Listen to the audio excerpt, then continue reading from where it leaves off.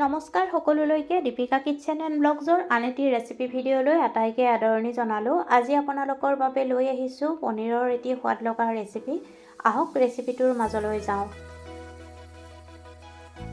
এতিয়া এটা মিক্সি জাৰত কাটি লোৱা পিঁয়াজ, বিলাহী, জিৰা এচামুচ, ধনিয়া এচামুচ, লং, ডালচেনি আৰু ইলাচি আৰু জলকীয়া দি ভালকৈ পেষ্ট বনাই ল'ব আৰু পনীৰখিনি জোখত কাটি ল'ব।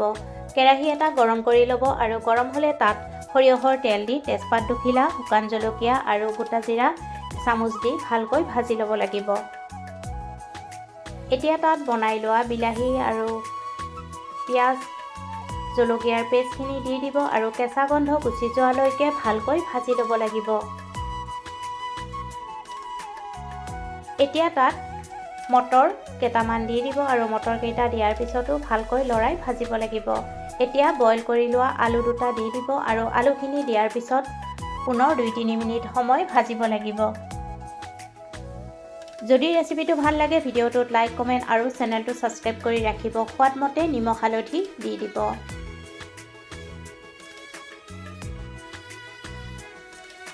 আৰু ভালকৈ 5 মিনিটমান সময় ভজাৰ পিছত জোখমতে গৰম পানী দি দিব আৰু পানীখিনি দি ভালকৈ মিহলাই ল'ব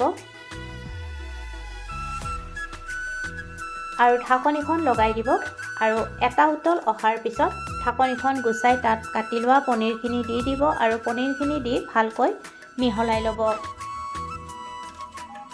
পুনৰ ঢাকনিখন লগাই দিব 2-3 মিনিটৰ কাৰণে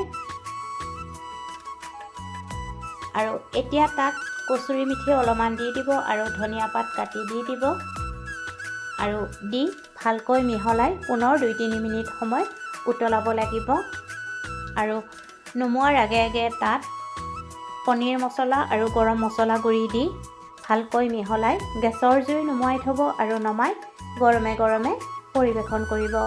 যদি মোৰ এই পনীৰৰ ৰেচিপিটো চাই আপোনালোকৰ ভাল লাগিছে তেতিয়াহ'লে ভিডিঅ'টোত লাইক, কমেণ্ট, শ্বেয়াৰ আৰু চেনেলটো ছাবস্ক্ৰাইব কৰি ৰাখিব। পুনৰ উপস্থিত হ'ম এটি নতুন ৰেচিপি ভিডিঅ'ৰ সৈতে। আজিলৈ আহিলোঁ। ভিডিঅ'টো শেষলৈকে চোৱাৰ বাবে আপোনালোকক বহুত ধন্যবাদ জনালোঁ।